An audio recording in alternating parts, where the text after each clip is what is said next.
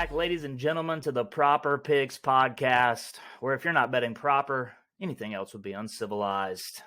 Quickly, we'll dive into the recap and go into the college football and NFL best bets for the weekend. We had a decent week last week, fired a lot of bets for 1 week. I believe we had 52 plays for the week. Came out 28, 22, and 2 for the record, plus 4.84 units. This is a tricky time of the year because we've got college football, NHL, NBA, college basketball, and the NFL running all at the same time. So if you're a multi-sport bettor, you truly got to be dialed into what you're doing. And obviously paying attention where you see fit. Make sure to follow me at the Proper Picks Pod on Twitter and at Proper Picks Pod on TikTok. We have been dropping our best bets on TikTok every morning for each day and for the weekend plays. And then we drop our full card on Twitter into the afternoon. Like I said, it's been solid. I believe we're over 60 units now for the last year. And we're just trying to grow it. So let's slide into the recap from last week. All righty, so we're looking at the recap from last week, 28, 22, and 2. That's plus 4.84 units for the week. In college football, as you can see over there on the left, we went 12 and 8 plus 2.96 units. Started it early on Tuesday. Now that we got these MAC games going Tuesday, Wednesday, Thursday, there's always some value sitting out there in the MAC. And we slid it all the way into Saturday.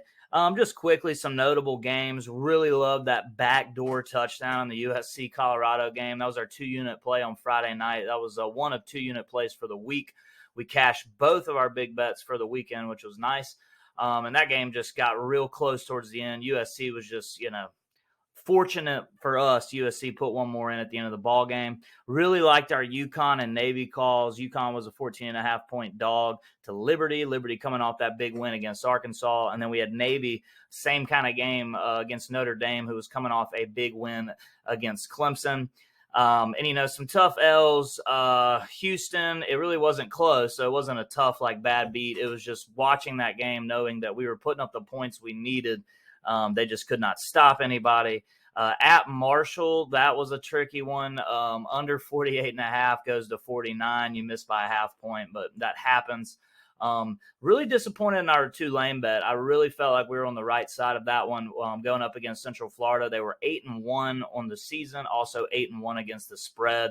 And the Gus Bus just, took it to them. They ended up winning by 7. Tulane does not get the cover. Wisconsin lets us down against Iowa. We whiffed on that. It was Iowa the whole way, just to be honest. But we kind of rebounded there at the end of the night. As you see, we cashed our last 5 bets of the day. TCU with an outright win. Florida State steamrolled. Probably a very unpopular bet, which was UNC Wake under 77, and that thing got going quickly. And I was hoping we were on the right side of it, and it slowed down. 77 is just so many points. I don't care what game it is. If I see 75 or higher, I'm almost gonna auto fade that over for sure. And then the last game of the night, felt really good about it all week. We listed it as our best bet of the week on TikTok, and that was Boise minus 20.5 against Nevada. The game was actually snowing. I checked the weather in the afternoon, and it said snow. And I was, for a second in my mind, I said, that might hurt us. But then I just thought about it, and Boise's just running down their throats the whole game. That game was really never in question as we were covering in the first half. Moving over to the NFL, 3-3. Falcons lose on Thursday night to Carolina for a half-unit L. We cashed the Broncos and Titans under. Browns just get steamrolled. And we also had the over as well. That was a nice cash with the over.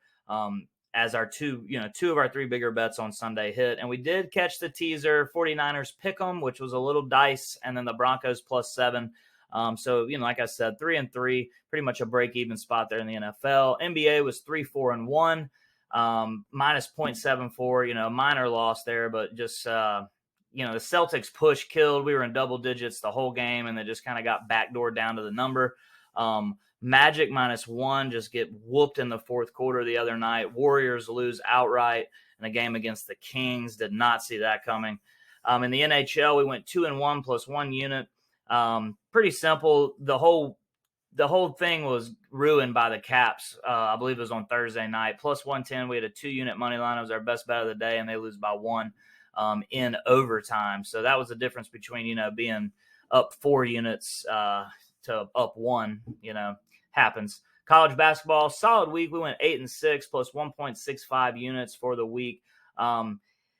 Gave 2 back there on Monday night, and then we had the Virginia game. We obviously know about the tragedy that happened up there. That game got canceled. Unfortunately, that was one of our favorite bets of the day, but it was a solid college basketball week overall to kind of get us rolling, get us in the positive. And we will slide into our college football best bets for week 12. And welcome in. We are looking at the college football best bets for week 12 this weekend. Dive right into it. On Thursday, we are grabbing Tulane minus 125 for a half unit. Not a statistical type game. It's more of a feeler game for me. Tulane loses last week to Central Florida, staying back home where they've played really well. SMU struggles defensively. Tulane probably, I would say most definitely their New Year's Six Bowl hopes are gone. They were 8-1 going into last week, 8-1 against the spread as well. And Central Florida kind of rolled in and took the 38-31 victory from them. They fought back pretty hard at the end, but most people might assume this will be a letdown spot. I don't think so in this case. I mean, at the end of the day, Tulane wins their conference. They're probably thrilled, and they've got an opportunity still to do so. So give me Tulane -3 for a half unit. Really like what their coach is doing down there in New Orleans. Moving on to Saturday, first of our 2 1-unit bets is going to be Georgia first half -13.5. And this one's pretty simple. I have been on the side of Kentucky so much this year that I'm very well versed in the Kentucky Wildcats, whether it be the good and the bad that comes with them. And I think people are, I want to say, undervaluing Georgia because they're the number 1 team in the country and everyone's bragging on them. But I don't think people are really understanding how good that defense is. And if I've known anything about Kentucky over the last couple of weeks versus Vanderbilt versus Missouri, is that their offense can't stop anybody. That D-line on any team is feasting, and they're about to run into the best D-line and linebacking core they've seen all year. I get a feeling that Kentucky might not get into the double digits. I think Georgia could really have a statement here. There's no real look-ahead spot for Georgia as they have Georgia Tech next week, who's trash. And this is how you close out your SEC season and kind of get yourself mentally ready for Atlanta. We toyed around with the -22, where I do think that is probably a safe bet. I just really like Georgia to come out the gate in the first half and kind of just put their foot down and go. And Kentucky's decent defensively. So I don't think, this sets up for a 55-3 type game. I just see a world where we're looking at 38-10, 35-7, 35-14. So the trick here will be, can we get the 14 in the first half? This is a very Bama-like first half spread from a couple of years ago where they were just hammering it every week and getting it. I think Georgia just has a little too much defensively, and Will Levis, hope he's wrapped in bubble wrap because he's probably gotten hit 60 times in the last 2 weeks, and it should continue this week. For a half unit, we're going to take Oklahoma State plus the 7.5. This one's just a weird one for me. Oklahoma, I think this is just strictly off name. I just can't see a world where they think that Oklahoma is 7.5 points better than Oklahoma State. I get it. Trust me. Oklahoma at times has looked solid, but it just hasn't been their year. And Oklahoma State's getting Sanders back at quarterback. Defensively, they're not amazing, but they've shown at times that they can put the hammer down. I just look for this to be a real close game, kind of a shootout type feel, mixed with the fact that it's a rival game. These are one-possession ball games. For us to get that little hook there at the half point, I think it sets up very well for us. Moving into the next one, West Virginia plus 7.5 for a half unit as well. This one's interesting because Kansas State still has a lot to play for. I believe if they win out the next 2, they will go to the Big 12 championship game. But this is just another, for me, this is more about Morgantown. No one really seems to play well there. I'm not saying that West Virginia wins every game at home, but, take it back 3-4 weeks ago, one of the hottest teams in the country, TCU, came into, West Virginia, and they walked out on the last play of the game with the victory. I just think West Virginia, although their record indicates, 4-6, not very strong, I just think they tend to play well in these situations. I wouldn't be surprised. This goes for the game, above West Virginia with Oklahoma State, is if both these teams won these games. And if I feel like we've got a shot to win and I'm getting more than a touchdown, give me the dog there, half a unit. And my last best bet for the week will be a 1-unit bet on Utah, Oregon over 61. This one's just screaming shootout to me. I don't really know why that I haven't put more on it yet. I'm debating. I guess I'm kind of just waiting on the Bo Nix news to see, is he going to be fully healthy to go? Coach Lanning saying he's preparing like he's ready to play. So, it's one of those things where I just feel I see a shootout. I could see both teams in the 40s here. I think they're going to, both teams, really don't have a playoff to play for necessarily, but, they have a Pac-12 championship to play for. And I just think they'll lay it all out on the line. This is a late game on Saturday. I would imagine a lot of the world will be watching, even though those late games don't get tons of viewership. But this just sets up to be one of those back and forth. Utah, UCLA was in this kind of matchup. Oregon, UCLA was in this kind of matchup. We saw last week Oregon couldn't stop Washington at all. I believe Michael Penix threw for over 400 plus. I think it just sets up Utah's probably going to be able to run the ball pretty well. That's the only outlier in this scenario that I think could hurt us, is that if Utah really controls the ground game, that clock gets moving. But I just think Oregon scores so fast that we should easily get this cover. I'm not saying it's the L word by any means, but I just see this thing getting in the 70s. So we'll take the over 61 for a unit. And we'll slide over to the NFL for the best bets for Week 11. All righty, we are into our NFL best bets for Week 11. On Sunday, we are taking the Ravens -7 first half play for a unit. Pretty simple here. Ravens have been a first half team all year, relinquishing leads constantly in the second half. Typically, that's against good football teams. The case for this week is they are not playing one. So the other part of this is that the Panthers will be throwing out Baker Mayfield. If anybody knows Baker Mayfield, Cincinnati Bengals, Baltimore Ravens, Pittsburgh Steelers, you get what I'm saying. They've played this guy a lot. I think they're going to have a great game plan for them. Lamar has had a pretty strong season, and I just feel like for them to kind of stay within, the Bengals territory for the division, as it's going to be Bengals-Ravens. I think they're deadlocked right now for the division. You really just can't afford to slip up in a stupid ball game like this one, where technically the Panthers should just be tanking. They're not. Obviously, last week they go get the win against Atlanta. They're playing hard football.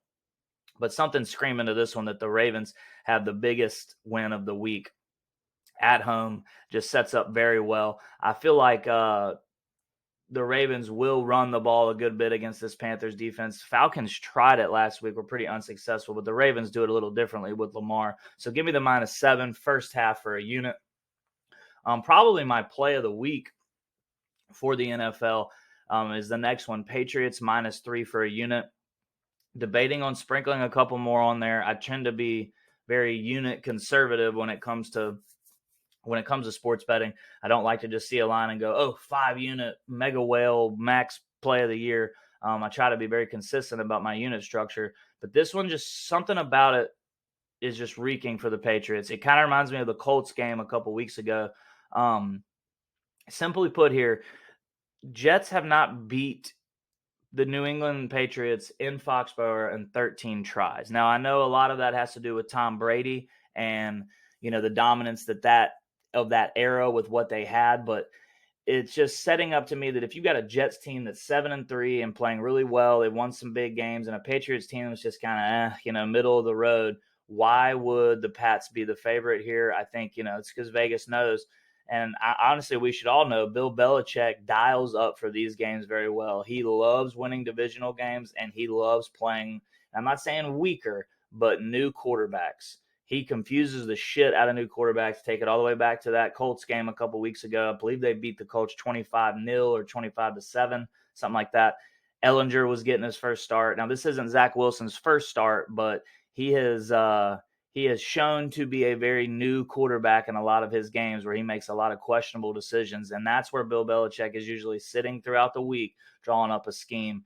I don't think the Patriots by any means win big like they have against the Jets in the past, but it just sets up really good to me that the Pats we're giving them 3, but at home at a place where the Jets haven't won in a long time. So give me the Patriots -3 for a unit. And our third best bet of the week. This one's tricky for me as a Cowboys fan. This will be the first time all year that I bet for the Cowboys. I've been against them twice now, and we're 2-0. So if that tells you anything, I bet this team very infrequently, kind of like Auburn, my two squads, only because I know what we do. I mean, and to be honest, there's a great example. You're like, well, what are you so paranoid about? Well, look at last week, 28-14 against the Packers going into the fourth quarter, and we lose. It's just kind of what we do sometimes in big spots. And last week wasn't even a big spot. The Packers are terrible, but, for whatever reason, the Cowboys tend to surprise you. And if this is just screaming it, why on God's green earth are at home Vikings 8-1, huge win off the Bills? Why aren't they the favorite here? You've got 6-3 Cowboys versus the 8-1 Vikings, and the Vikings are at home. They would be a 2.5, 3-point favorite, right? No, Cowboys are the favorite in Vegas's eyes, and it just something is screaming to me about a letdown spot for the Vikings. They've got their next 3 games at home, so it's one of those ones where you see, you lose the first one, you maybe lose the second one, win the third, or you win the last 2, nothing about this is a lock for sure. I just think that you've got Vikings coming off a huge win against Buffalo, where Buffalo kind of handed the back end of the ball game to you, and they're riding high. They're on the plane after the game. Kirko Thuggins got the chains on. Everything's gravy. And then he kind of brings them down to earth. We saw it with Philly last week. Anything is pretty much possible in the NFL if the 8-0 Eagles are losing, to the Commanders. But that's just what it is. It's a one-possession league. Kirk Cousins also, I believe this thing's going to be at 3:30 on primetime TV. Cowboys usually draw that spot, and an 8-1 Vikings team's going to get there as well. We'll see if Kirko can turn it on for another week on primetime. That's usually not been his forte. And we will slide over to the all-time records and recap for the Best Bets segment. All righty, and to close out the show today, we're just recapping the overall record going into this week. We're 598, 666, and 13. That's plus 60.9 units for the year. Solid in college football. We're getting there. Plus 13.4 units. It's nice. That's obviously where we feel like we're the strongest, so it's good to see that number in a good spot. NFL, minus 1.03 units. Considering the start we had, we're actually in a decent spot here because we had to climb back over the last couple weeks. NBA, off to an 8-9-1 start, up a little. College basketball, down a little, pretty much breaking even on those two sports. The NHL, we're 5-2, plus 1.95 units, and obviously baseball has ended. And moving over to our future bets, we had Bama plus 190 to win the Natty. You can go ahead and scratch it. Ain't happening. Auburn over 6.5 wins. Scratch it. Ain't happening. Too big letdowns there. Where we're sitting pretty solid is Kansas City plus 900 on the money line to win the Super Bowl. They're going to be, we talked about this every week. They're going to be there at the end. It'll just be in question of whether we can get over the Bills or the Bengals, the Ravens, maybe the Dolphins to see if we can get into the Super Bowl. Probably would hedge a little if we got to the big game. Jags under 6 wins. They take another L last week, which was nice. Steelers beat the Saints. That was brutal. They are at 3 wins now, so we're in a good spot. They still need to win 5 games for us not to cash. The Jags have 3 wins as well. We're getting into the back half of the season here, so unless these two teams really turn it around, I still think the Jags have an opportunity to get to 7 with the schedule that's in front of them. That's kind of where we sit for our futures. Did not lay any college basketball futures yet, but if we add them, we will obviously add them to the future sheet. Make sure to follow me at the Proper Picks Pod on Twitter and TikTok, where we drop all of our free plays. It's been a good start so far to the year. We're just looking to keep that train rolling. Hope everybody has a great week, and we'll be back next week. Later.